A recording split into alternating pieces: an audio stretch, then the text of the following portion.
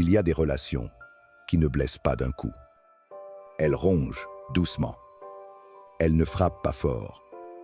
Elles affaiblissent à petit feu. Elles s'installent dans la vie comme un poison lent, discret, presque imperceptible au début. Et c'est cela qui les rend si dangereuses. Elles ne se montrent pas tout de suite comme toxiques. Elles se déguisent en amour, en attention, en passion. Elles séduisent par l'intensité, la promesse, le mirage. Et quand on commence à souffrir, il est souvent déjà trop tard. Le lien est fait. L'attachement est scellé. L'esprit est pris. Une relation toxique n'est pas forcément faite de cris, de coups ou d'infidélité. Elle peut être douce en apparence, polie, calme, civilisée. Mais à l'intérieur, c'est une guerre silencieuse. L'autre ne vous frappe pas, il vous diminue. Il ne vous quitte pas, il vous garde à distance, dans l'incertitude, entre deux gestes d'affection. Il ne vous interdit rien. Il vous fait culpabiliser dès que vous affirmez un besoin. Il ne dit jamais « je t'éteins », mais il souffle un peu sur votre feu chaque jour, jusqu'à ce qu'il ne reste plus qu'une flamme pâle et hésitante de ce que vous étiez. On ne reconnaît pas toujours une relation toxique tant qu'on y est plongé, car elle se construit lentement, souvent dès les premières semaines.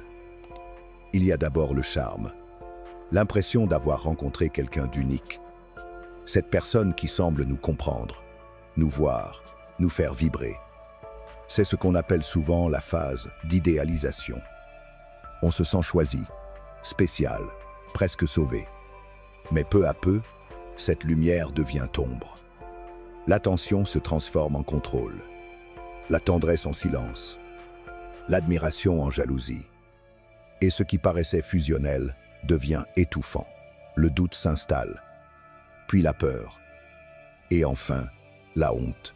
Il faut comprendre que dans une relation toxique, la manipulation est rarement frontale.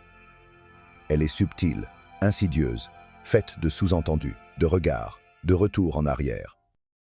On peut vous rabaisser, puis vous offrir un cadeau, vous blesser, puis vous dire que vous êtes trop sensible, vous trahir, puis vous convaincre que c'est vous qui avez mal compris. Et à force de subir ces dissonances, vous commencez à douter de vous-même. Vous perdez vos repères. Vous n'êtes plus sûr de ce que vous ressentez. Vous vous demandez, est-ce que c'est moi qui exagère? Est-ce que je suis trop exigeant, trop émotif, trop compliqué? Et c'est là que le piège se referme. Car une fois que vous doutez de votre propre perception, vous devenez vulnérable. L'autre n'a plus besoin de vous dominer par la force. Il vous a convaincu que vous ne pouvez pas lui échapper. Ou pire, que vous ne méritez pas mieux. Il y a dans les relations toxiques une mécanique perverse. Plus vous souffrez, plus vous vous attachez. Non pas parce que la souffrance est belle, mais parce qu'elle est devenue familière. Parce qu'au fond, vous espérez encore que l'amour revienne, que l'autre change, que tout ce qui vous détruit ne soit qu'un moment passager. Vous vous accrochez à des miettes, à un message tendre après des jours de silence, à un regard doux au milieu de la tension. Et vous appelez cela amour. Mais ce n'est pas de l'amour. L'amour ne rend pas malade. L'amour n'humilie pas. Il ne vous coupe pas de vos proches. Il ne vous isole pas de vous-même. Il n'installe pas en vous une angoisse permanente de mal faire, de déranger, de perdre. L'amour n'est pas une salle d'attente où l'on prie pour que l'autre soit un jour capable d'aimer. Ce que vous vivez, si cela vous détruit lentement, ce n'est pas de l'amour. C'est un lien de dépendance, une répétition intérieure, une blessure ancienne qui cherche à se revivre.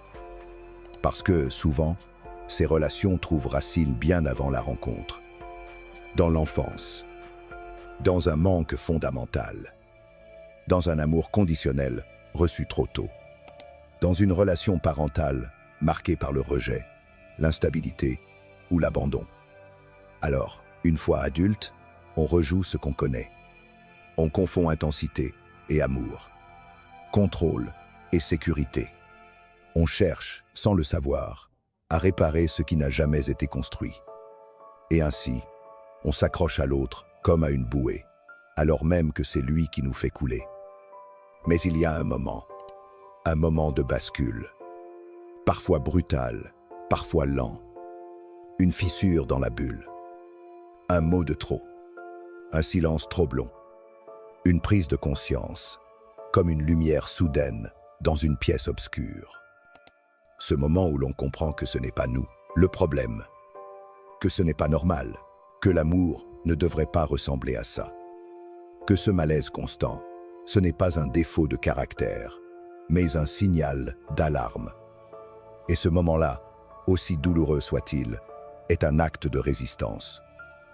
C'est le premier souffle vers la sortie. La sortie n'est pas toujours immédiate. Elle demande du courage, de l'aide, parfois du temps. Il faut désapprendre, déprogrammer, revenir à soi. Retrouver ce qu'on aime, ce qu'on pense, ce qu'on vaut. Reprendre la parole, poser des limites, réapprendre à dire non. Se reconstruire pas à pas, avec des chutes, avec des doutes, mais avec cette voix intérieure qu'on entend de nouveau et qui dit « Tu as le droit d'être aimé sans avoir à te justifier. Tu as le droit d'exister pleinement, sans marcher sur des œufs. Tu as le droit de respirer. » Et parfois, après la sortie, vient une forme de deuil étrange. Parce que malgré la souffrance, il y avait des moments doux. Parce qu'on a cru, parce qu'on a aimé. Il ne faut pas nier cela. Il ne faut pas avoir honte. Une relation toxique n'efface pas les bons souvenirs. Elle les contamine. Mais même dans la douleur, ce que vous avez ressenti était vrai. C'est l'autre qui ne l'était pas entièrement. Et c'est en reconnaissant cela que vous redevenez libre. Comprendre les relations toxiques, ce n'est pas simplement apprendre à fuir les mauvaises personnes. C'est apprendre à mieux se connaître, à comprendre pourquoi on attire certains schémas, pourquoi on les accepte, et surtout, comment s'en libérer. Il ne s'agit pas de juger, mais d'éveiller, de mettre des mots sur l'indicible, de donner une voix à ce qui, trop souvent, reste. Parce que la toxicité relationnelle n'est pas une malédiction. C'est un cycle. Et comme tout cycle, il peut être brisé. À ceux qui écoutent cela en silence, en se reconnaissant dans l'ombre, sachez-le, vous n'êtes pas seul. Et vous n'êtes pas fou. Ce que vous ressentez est réel. Et vous avez le droit de partir. Le droit de vivre.